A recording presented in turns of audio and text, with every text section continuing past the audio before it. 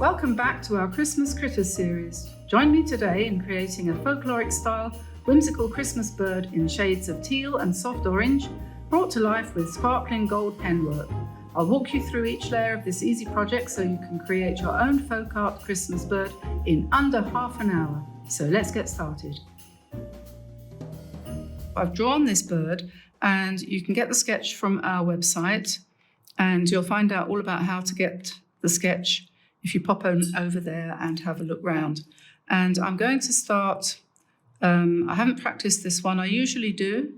I usually do my paintings ahead of time and practice them and then come back and do it again with you. But we've had a visit here. I'm in Cairo at the moment, in our sort of holiday home kind of thing. And we've just had a lovely visit from my sister, who I haven't actually seen for longer than I care to think. It's dreadful, isn't it? Families, you know what they're like. Anyway, she's got a new boyfriend and she's 68, but she's got a new boyfriend. You can't really call it a boyfriend, can you? I'm just painting the background here in this, I think it's called, it's called Ecru Beige. Anyway, he's lovely. His name's Ken. And anyway, I shouldn't tell people names on here, should I? But you'll never be able to identify anybody by one name. Anyway, we had a lovely time going around Cairo with them, despite everything Egypt could do to the contrary. But it has interrupted, obviously, our normal regime. I'll call it that because it is really our normal regime of painting. I'm just going to pop into this one here now, which I think is a sort of deep turquoise. Tell you what I'm going to do. I'll take that off of there so I can see. That is cobalt green. And I'm going to pop in some of the leaves. Anyway, as I said, cobalt green, that nice colour. Look at that. Isn't that pretty? I'm using the brush that came free, if you can say that, with the Mai Liang set of paints, because I quite like that. It's got a nice point and it does leaves reasonably well. Of course, if you're going to use this for a Christmas card, you don't want anything too big, do you? Because Christmas cards have to fit in envelopes. And so you're going to be painting on a fairly small scale. And so a small brush is probably what you want. On the other hand, if you were doing this as a full-blown painting to give someone as a gift, to give to someone as a gift, I say, you'd want a bigger brush. So this is about size 6, I think. I'm not sure if it says on it. It says 5, okay. Well, 5 then. And close. They always say good guesses don't get married. So you're allowed to fail on that one. Yes, so Denise left yesterday to go back to England. And I think they're off skiing next. They're quite famous globetrotters. Well, not famous, but, famous in the family for being the globetrotting fraternity. But, a country like Egypt, which has undergone some degree of problems in the last 10 years or so for various reasons, and is now suffering from financial straits, even worse than England.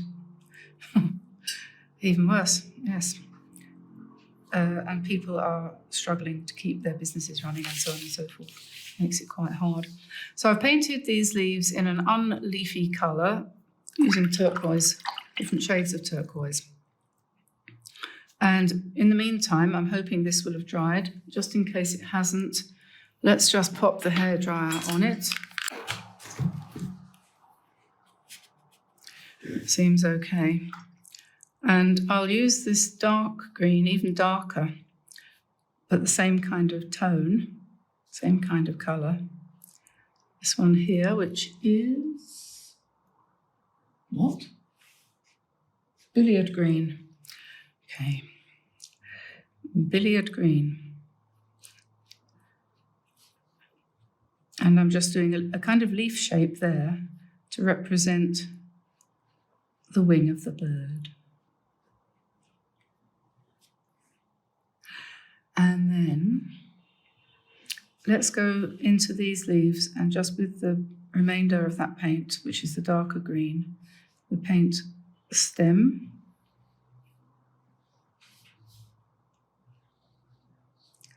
Here. Turning into a little bit of a branch type thing. Pick up a bit more paint. So we went to the pyramids.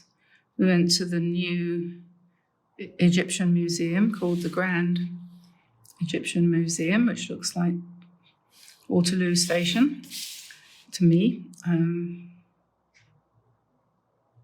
I think I might be the only person who is not impressed. There we are.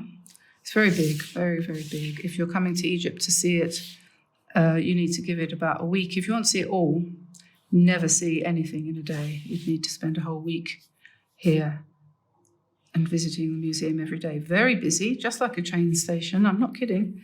Dreadful, awful, vile. Hate crowded places. But that wasn't as bad as what we experienced last night when we went to the mall. Friday night at the mall here is not much fun, and I won't be going again. So I won't talk about that because that would be kind of depressing, and no one comes here to be depressed. I know that. And it does cheer me up to do these paintings, takes my mind off of things, so I shouldn't really talk about it, should I? Anyway, we're giving him a little collar in the same green. And yeah, I'm going to put some more darker of this.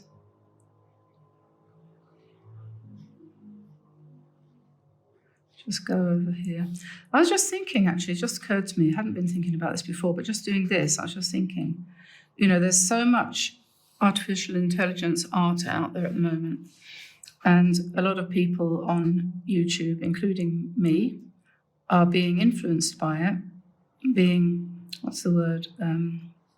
Using it for inspiration is what you call it. It's a euphemism. If you don't know what a euphemism is, I'll be surprised. Anyway, it's a euphemism to be inspired when it actually means you're copying. Inspiration is when you look at something that you see and you think, it's like when you're doing interior design, you know, like when you're being Martha Stewart, you look at something and you say, oh, I really like the way she's arranged those cushions on that sofa. But you don't go out and buy the same cushions and the same sofa. You just interpret it. So you're inspired by Martha Stewart, right? Well, that's what it's supposed to be when you look at somebody else's painting and you say, oh, I like the way she's painted that bird, or he, not usually he. And then you go ahead and you paint your version in different colours with different design, but somehow you've taken that inspiration, that is you've taken what that person did and you see something in it, and then you allow your own imagination or inspiration to just run free with that initial impetus sort of thing. That's what we're supposed to do, and is what I'm trying to do, to be honest. It doesn't always work out very well. I don't mind because it passes a pleasant few minutes where I can actually sit down and do something quietly without having to worry about anything at all, other than whether or not it's going to work. And you don't even have to worry about that, because if it doesn't work for you, you just put it to one side, come back later and fix it. So we'll do the berries, I think in orange, not rather than a scarlet. I'm going to actually go for cadmium orange. And there isn't a real orange in this Art Nouveau set, so I'll pop into Mei Ling and pick up some orange for these berries. Don't want too much water on the brush. Oh, there's a tip, actually, which I probably haven't said before, or not for a long time. I keep this cloth here. This is, it's got stars and stripes on it. Look, see? I'm sure that's, not what it was meant for. It's just a floor cloth, actually, but I keep something. Could be a piece of paper towel, could be an old tea towel, could be anything, could be an old pair of knickers. Doesn't matter what. I used to use my husband's underpants for dusters at one time. Anyway, so I'm going to, so I'm doing this. And if you pick up some water, you go into your paint, and then you start to paint, and you touch, and you think, oh, that's too wet, that's going to go everywhere. Just dab it off on that cloth. And that's how you get to control it's how you learn water control, okay? It's not something you can really describe completely accurately. You can't say to somebody, mix the paint so you've got 1/3 pigment and 2/3 water, or the other way around, or whatever. That doesn't really work, because it all depends on what you're going to be painting. So, for example, I'm painting berries here, and you probably need the paint to be reasonably thick, so you just have to practice and practice and practice. And I'm going to put a little bit of brown in there as well on the edges. Partly to give it a bit of three-dimensionality, and partly to cover up the pencil line which is underneath, but mostly for the 3D effect. And you can do that while the first one is still wet. And if you're lucky and you get the timing right, which you don't always, has to be said, it will blend in nicely and give you an even blend of shadow down one side of your orange berry.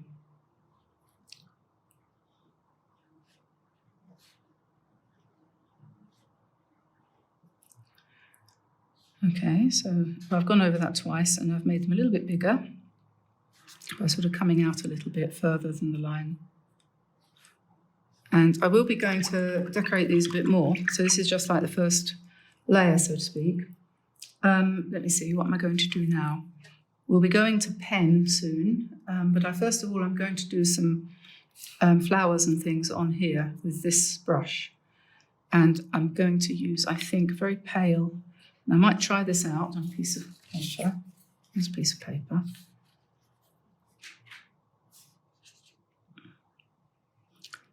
I don't think that's quite dark enough. Let's try this one. Yeah, that'll probably do. All of these colours here, you see, this is what I'm using for my blues and greens here. And they all, as you can see, they all go together, don't they? So they don't clash with one another. So let's try this.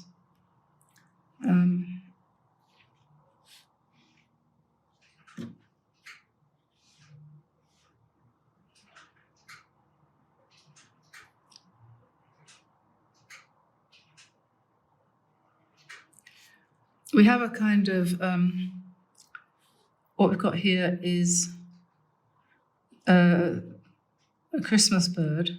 So we'll try to use symbolic graphics that kind of resemble something to do with Christmas a little bit, shall we?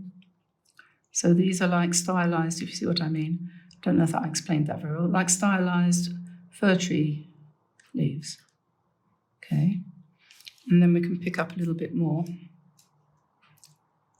And we can do a little one in here that's smaller. This is a very good brush. It's a very fine tip, which is quite good. And then we might do one around here.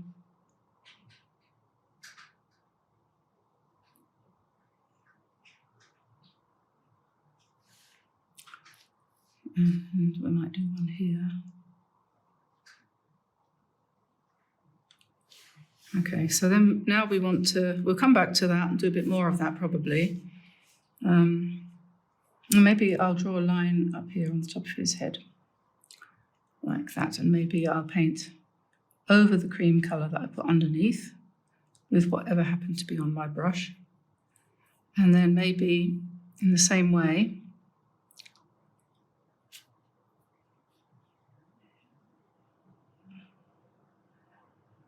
could put a few other leaves on like this.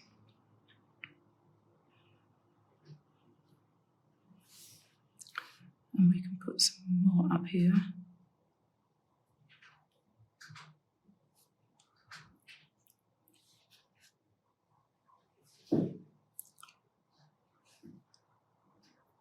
It actually is showing up quite well against the cream colour underneath. We'll let that dry, and then we can probably do some vertical lines here. And next to that, I'm going to put some orange. Go back to the orange. Orange was here.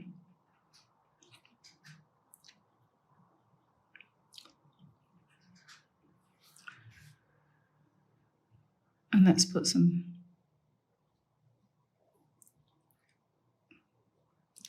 orange mini berries inside on the bird. If you run out of space, you can always do half a berry. Yeah, that's okay. And I'm going to put some more up here. I think I might do the sides of this.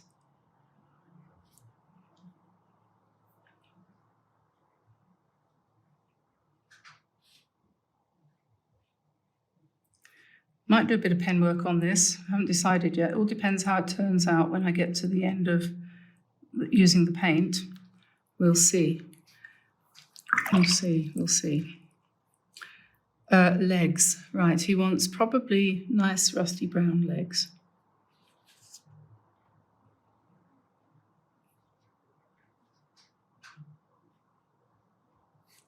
Give him 3 toes.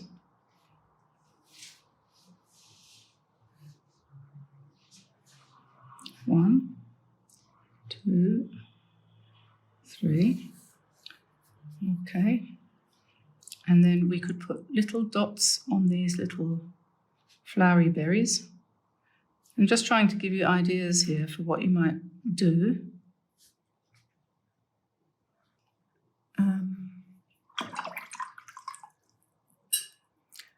Okay, let's go to this green again up here, and we'll put something green on top of his head.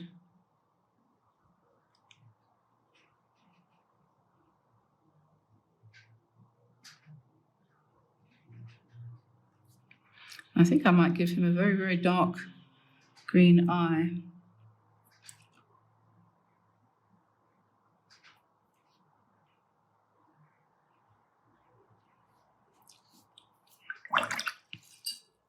I'll come into that with a little bit of white to make, to give him a light in his eye. Sometimes I'm lucky and the light stays. Other times it doesn't.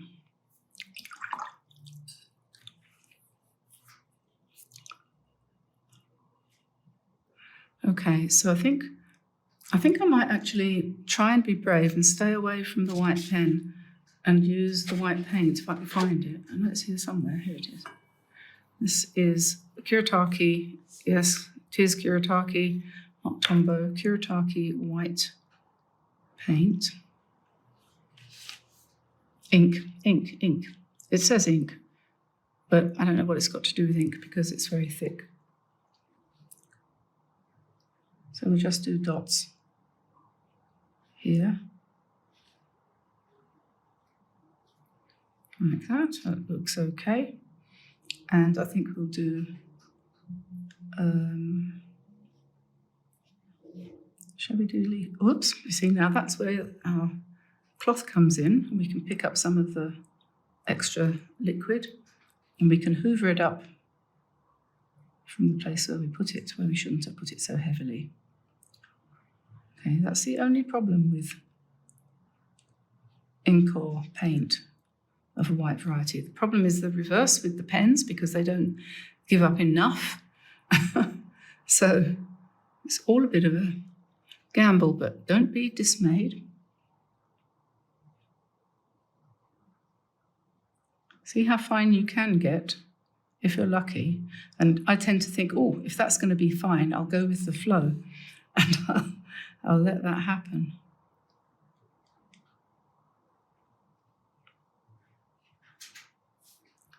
Okay, and I'll just get a little bit more of the white.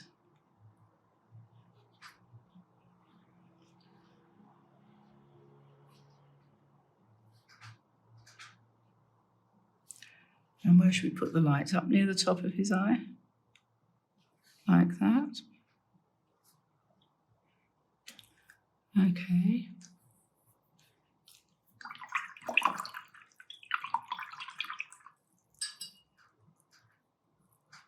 Now we need to dry it a bit.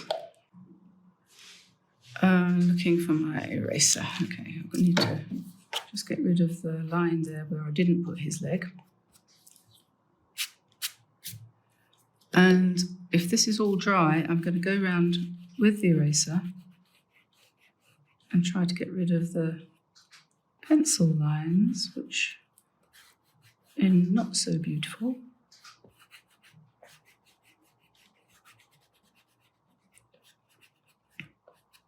I did divide this piece of paper, which is originally 10 by 7. I divided it in half.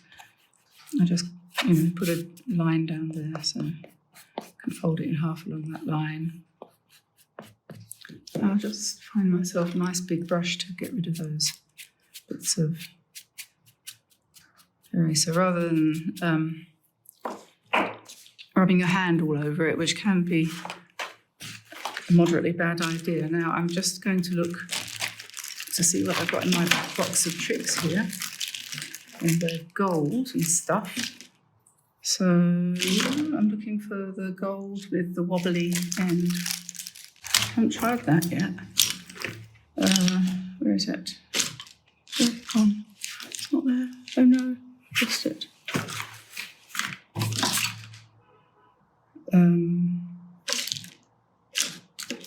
That's it. It's here.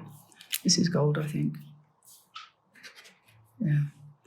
This is sparkly gold, I think.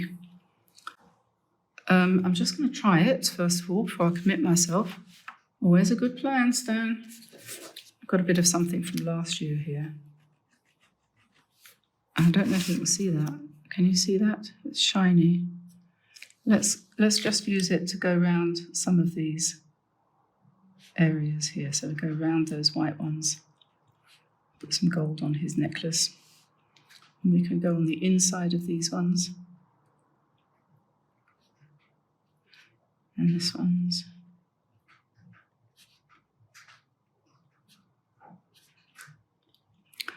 And go around the outside of his tail.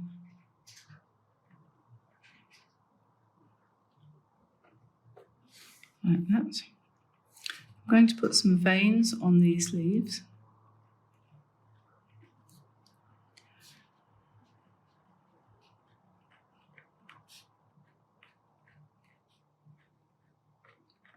This is where the music should come in, shouldn't it? If I can't think of anything to say, then, Tamsin, why don't you just whack on some music in that quiet bit there? Problem is, many people say, I quite like it when it's quiet. Yeah, well, this is the thing. You don't come to Cairo then. It's very hot today. I don't know what's going on. Temperature had gone right down. It's 21, 22 degrees. And today it's 34. It's like, what? Cairo, have you forgotten? It's actually November. Whereas in France, where I normally am, today I think the overnight temperature last night was 1 or -1. I'm going back in a week. I have to steel myself to face the weather. Let's put some gold around his eye and on his beak, and maybe here as well along the line of his cap. In actual fact, I quite like that effect of going around the outside of him, so we'll carry on with the gold.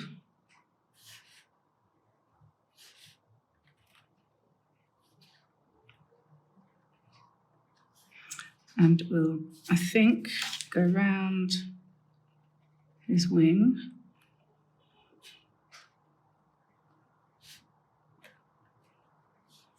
And around his neckband.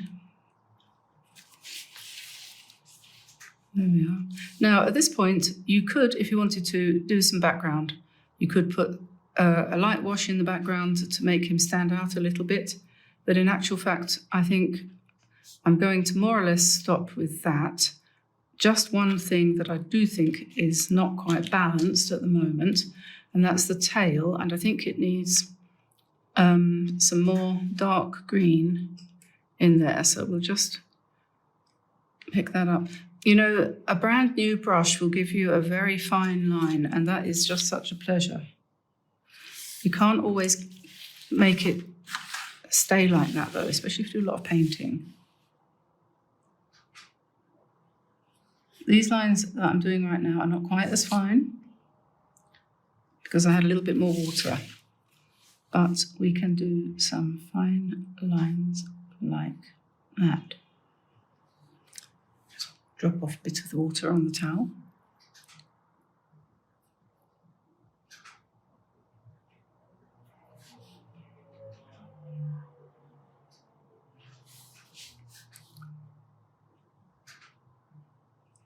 Keep it as fine as you possibly can.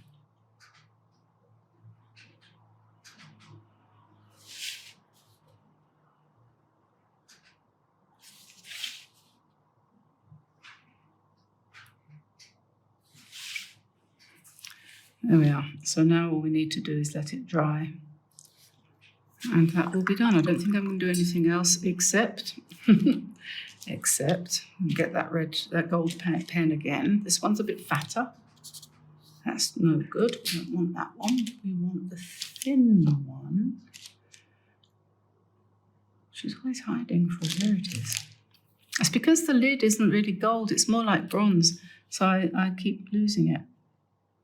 Which, if you talk to my daughter, she will say happens fairly frequently. Oh, funny thing happened last night. We were at the mall, and we were walking through the mall. It was very, very busy. I have to tell you this because it shocked me no end. We were walking up some steps, just me and Tamsin side by side, and my husband had gone on ahead a bit, which is never a good idea. And this lady came up, and she was going to go down the stairs too. And she took hold of Tamsin's arm, turned her around, and told her that she needed to be accompanied down the stairs. It was quite scary, actually. Anyway, we didn't want that to happen because apparently it's a well-known scam in Cairo. You get to the bottom and then they ask you for money. Yeah, it's a well-known scam. Isn't that terrible? For a country that's as advanced as that. I suppose it happens everywhere. Anyway, so there we are. There's my little Christmas bird for today. I'm going to pick him up and have him say hello. And chirpy, chirpy, cheep, cheep, and all that. I hope you enjoyed that. I will see you again soon. Take care. What is today? I don't know. But in a couple of days, I'll see you again. So I'll say bye-bye for now. Take care and do lots of painting as we get close to Christmas. Bye-bye, everyone. Bye-bye.